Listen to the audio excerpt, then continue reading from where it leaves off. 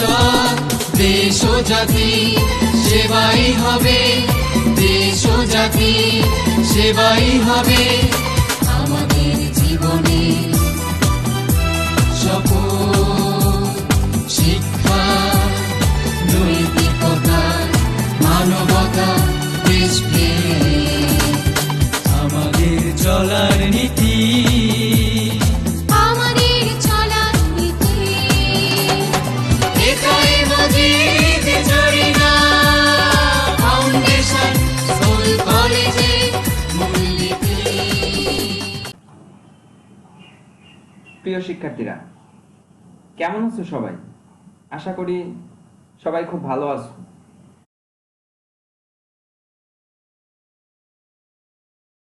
এখন আমরা গাণিতিক সমস্যার সমাধানে চলে যাব। প্রথমে একটি আমরা গাণিতিক সমস্যা দেখি। তোমরা স্ক্রিনে একটি গাণিতিক সমস্যা দেখতে পাচ্ছ।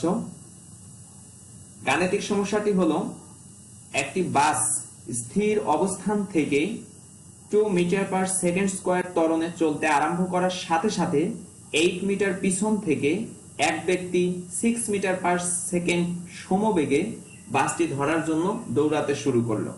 অর্থাৎ বাসটি সামনে আছে আর একজন ব্যক্তি 8 মিটার পিছনে অবস্থান করছে। ব্যক্তিটি বাসটি ধরার জন্য দৌড় শুরু করলো। কখন? যে মুহূর্তে বাসটি যাত্রা শুরু করলো। গ নাম্বার প্রশ্ন, 6 সেকেন্ড পর তাদের মধ্যবর্তী দূরত্ব নির্ণয় করো।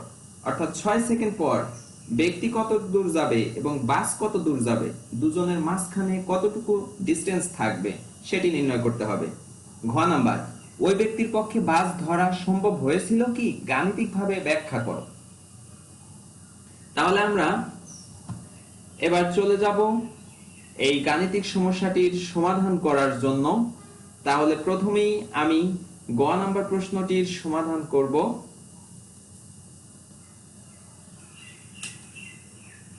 আমি এখানে একজন ব্যক্তিকে এঁকে নিলাম বোঝার সুবিধার জন্য। এটি একজন ব্যক্তি, এইখানে একটি বাস আছে,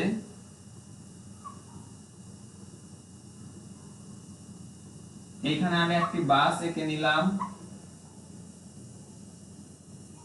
এইভাবে দ্বিতীয় অধ্যায়ের অঙ্কগুলো এইভাবে সমাধান করলে তুমি ছবি আঁকতে পারো বা না পারো সেটা বিষয় না, তুমি ধরে নিয়ে অঙ্ক করলে উপাত্তগুলো বের করা খুব সহজ হয়ে যায়। দেখো, এই ব্যক্তি আর এটি হলো বাস। বাসটি স্থির অবস্থানে ছিল, আদিবেগ 0 এবং বাসটির ত্বরণ ছিল 2 মিটার পার সেকেন্ড স্কয়ার। ব্যক্তি সমবেগে চলে, তাহলে ব্যক্তির বেগ 6 মিটার পার সেকেন্ড। ব্যক্তি 6 মিটার পার সেকেন্ড সমবেগে গতিশীল ছিল। ব্যক্তি এবং বাসের মধ্যবর্তী দূরত্ব ছিল 8 মিটার। ব্যক্তি এবং বাসের মধ্যবর্তী দূরত্ব ছিল 8 মিটার। তাহলে প্রশ্ন ছিল 6 সেকেন্ড পর উভয়ের মধ্যে দূরত্ব কত হবে। তাহলে 6 সেকেন্ড পর আমি দেখব বাসটি 6 সেকেন্ডে কত দূরত্ব অতিক্রম করে আর ব্যক্তি 6 সেকেন্ডে কত দূরত্ব অতিক্রম করে। তাহলে প্রথমে বাসের ক্ষেত্রে করি। বাসের ক্ষেত্রে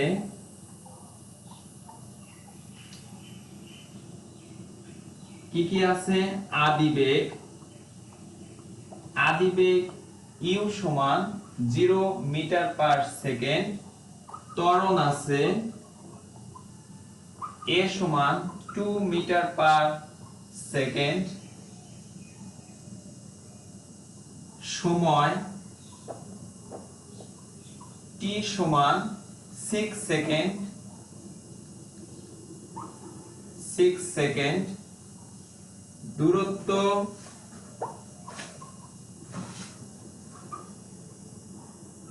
এস, বাসের ক্ষেত্রে 1 ধরলাম,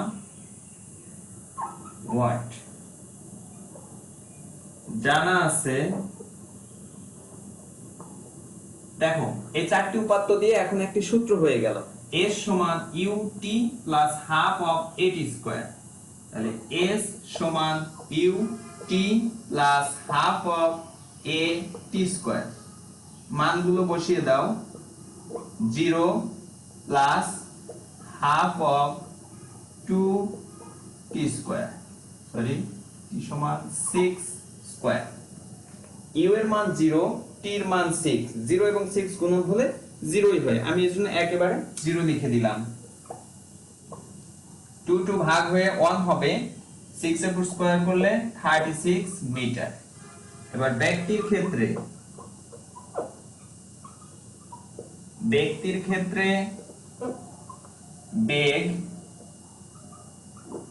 বেগ আছে v সমান 6 মিটার পার সেকেন্ড, দূরত্ব s2 সমান ওয়াট।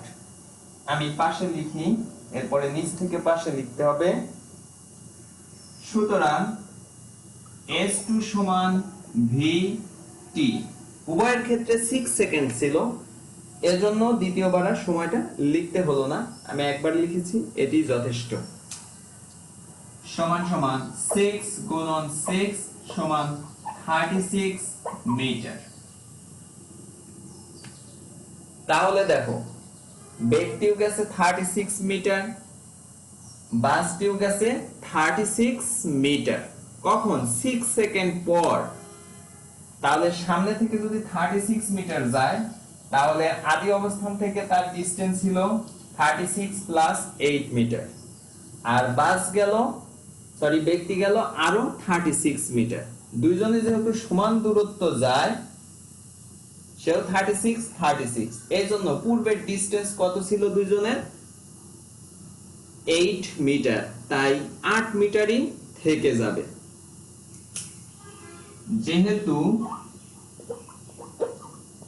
s1 ইকুয়াল s2, সুতরাং 6 সেকেন্ড পর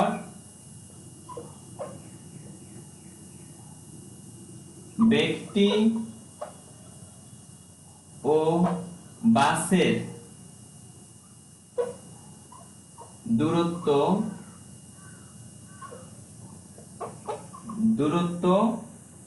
8 মিটার হবে। এই সমস্যাটির সমাধান করলাম, আশা করি বুঝতে পেরেছো। এবার আমরা পরবর্তী ঘ নাম্বার প্রশ্নের সমাধান করব। ঘ নাম্বার প্রশ্নটি ছিল, ব্যক্তির পক্ষে বাসটিকে ধরা সম্ভব হয়েছিল কি? অর্থাৎ ব্যক্তি 8 মিটার পিছন থেকে দৌড়ানো শুরু করেছে, সে বাসটিকে ধরতে পেরেছিল কিনা এটি আমার যাচাই করতে হবে। আমি প্রথমে অঙ্কটি সমাধান করার জন্য যে কাজটা করব, প্রথমে ধরে নিব যে ব্যক্তির পক্ষে বাসটি ধরা সম্ভব হয়েছিল।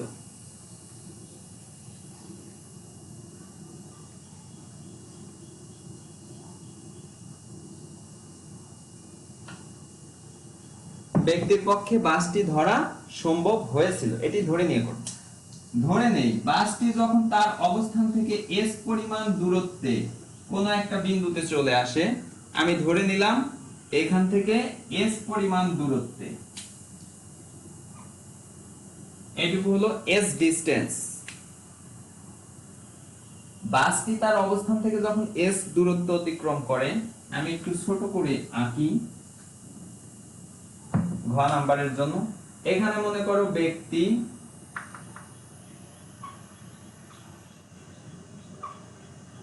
এইখানে মনে করো বাস,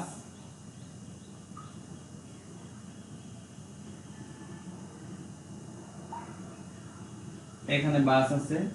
বাসটি যখন s পরিমাণ দূরত্ব অতিক্রম করে কোন একটা বিন্দুতে চলে আসলো বা কোন একটা স্থানে চলে আসলো, তখন ধরে নিলাম পিছন থেকে ব্যক্তিটিও ওই স্থানে চলে আসলো। এই ব্যক্তি এবং বাসের ব্যবধান ছিল 8 মিটার, তাহলে ব্যক্তির ওই বিন্দুতে বা ওই স্থানে আসতে দূরত্ব অতিক্রম করতে হবে 8 প্লাস s মিটার। যেহেতু দুজন একই সাথে যাত্রা শুরু করেছে, তাই বাসটি যদি এস দূরত্ব অতিক্রম করতে টি পরিমাণ সময় লাগে, তাহলে ব্যক্তির ক্ষেত্রেও সময় লাগবে টি পরিমাণ, দুজন একসাথে যাত্রা শুরু করার জন্য। এবার বাসের আদিবেগ ছিল 0, ত্বরণ ছিল 2 মিটার পার সেকেন্ড স্কয়ার, আর ব্যক্তির বেগ ছিল 6 মিটার পার সেকেন্ড। প্রথমে আমরা বাসের ক্ষেত্রে হিসাব করব, তার আগে লিখে নেই ধরি বাসের অবস্থান থেকে অবস্থান হতে এস দূরত্বে টি সময় পর ব্যক্তি বাসকে ধরতে পারবে।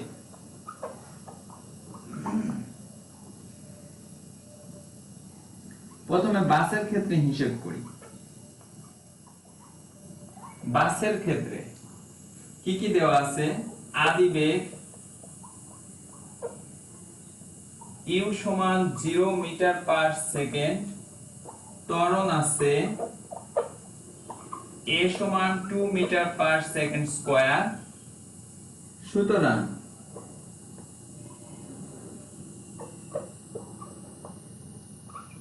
এ সমান ইউটি প্লাস হাফ অফ এটি স্কয়ার। বাস কতটুকু দূরত্ব অতিক্রম করলো সেটি আমরা এখান থেকে বের করব, বা এস সমান ইউ এর মান 0 প্লাস হাফ গুণন 2 ইনটু টি স্কয়ার, এর মান 2 বসিয়ে দিলাম। সুতরাং এস সমান পেয়ে গেলাম টি স্কয়ার।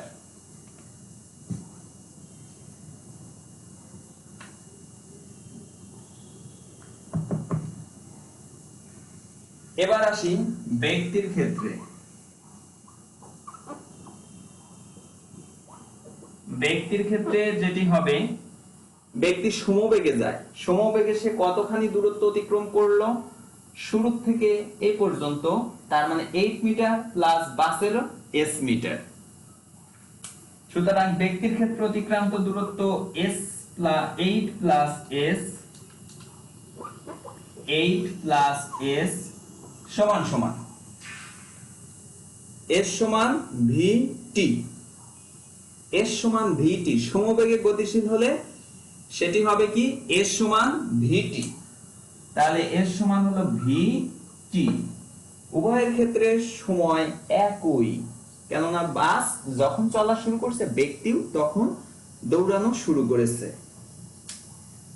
বা আমি এখন এখানে মানগুলো যদি বসিয়ে দেই, 8 প্লাস s সমান উপরে পেয়ে গেলাম t স্কয়ার সমান v সমান 6 t। আচ্ছা, এখানে তুমি লিখে দিও ব্যক্তির বেগ দেওয়া আছে, বেগ v সমান 6 মিটার পার সেকেন্ড। এটা ব্যক্তির বেগ, উদ্দীপকে দেওয়া আছে 6 মিটার পার সেকেন্ড। এবার আমরা এক পাশে নিয়ে এসে সমাধান করব। সমাধান করতে হলে এদিকে দেখো, বা টি স্কয়ার মাইনাস 60 পক্ষান্তর করলাম, 60 প্লাস 8 সমান 0। 60 ওই পাশ থেকে পাশে আনলে মাইনাস হবে।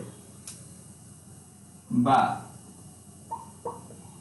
একে আমরা মিডল টার্ম ব্রেক করি, সমাধান করে টি এর মান বের করব। টি এর মান যদি বাস্তব কিছু হয় তাহলে ধরা সম্ভব, আর যদি টি এর মান সময় অবাস্তব কিছু হয় তাহলে ধরা সম্ভব না। তাহলে এখন সমাধান করলে টি স্কয়ার মাইনাস 6 4 দুগুণে 8, তাহলে 4t মাইনাস মাইনাসে সরি মাইনাস প্লাসে মাইনাস 2t প্লাস 8 সমান 0।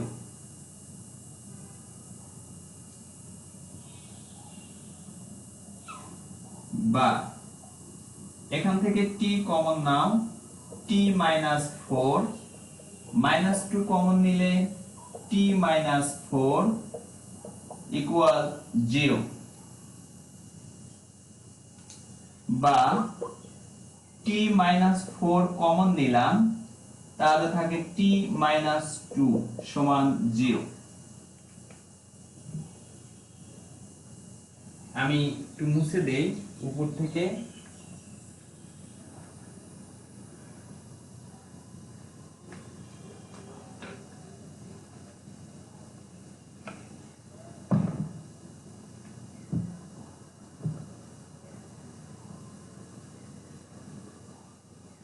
এরপর এখান থেকে আমরা আবার লিখছি, বা t সমান একটি মান আসবে 4, অথবা t সমান মান বের হবে 2 সেকেন্ড। যেহেতু সময় দুটি বাস্তব, তার মানে ওই ব্যক্তির পক্ষে বাসটিকে ধরা সম্ভব। ব্যক্তি দৌড়ে গিয়ে যদি বাসে ওঠে তাহলে এক ধরনের কথা, আর যদি সে দৌড়াতেই থাকতো বাসের পাশাপাশি, তাহলে এমন হতো যে বাসটি সামনে আছে, ব্যক্তি পিছনে আছে, 2 সেকেন্ড পর দৌড়ে বাসটির সাথে হয়ে যেত, এরপর আগে উঠে যেত। এরপরে যেহেতু বাসের ত্বরণ বাড়তেছে, বাস ধীরে ধীরে দৌড়াতে যেতে যেতে আবার কিছুক্ষণ পর বাস আগে উঠে যাবে। এর মানে হলো 2 সেকেন্ড পর ব্যক্তি বাসটিকে ধরে ফেলবে, আবার যদি বাসে না ওঠে দৌড়াতেই থাকে, তাহলে 4 সেকেন্ড পর বাসটি আবার ব্যক্তিকে আগে উঠবে। দুইবার দেখা হবে এদের। সুতরাং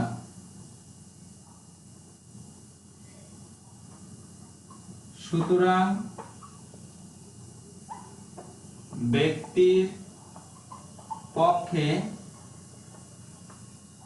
বাসটি ধরা সম্ভব হয়েছিল।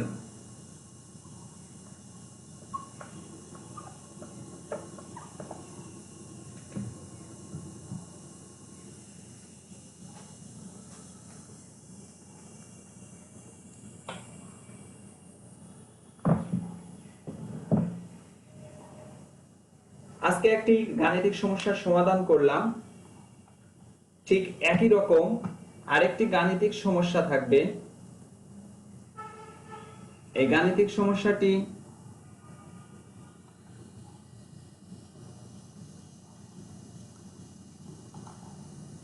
তোমরা দেখতে পাচ্ছ।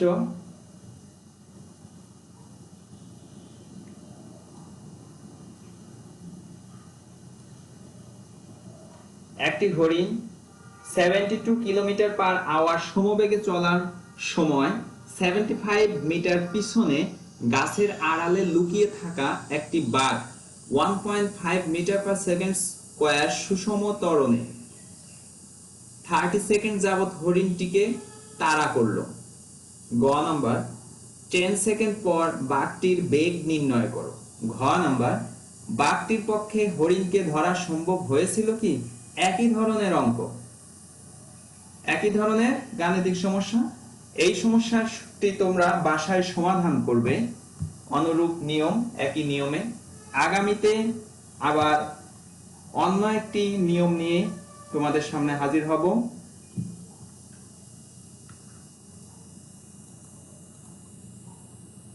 তাহলে বাড়ির কাজ থাকবে গাণিতিক সমস্যা 2। তো আজকে এ পর্যন্তই। সবাইকে ধন্যবাদ।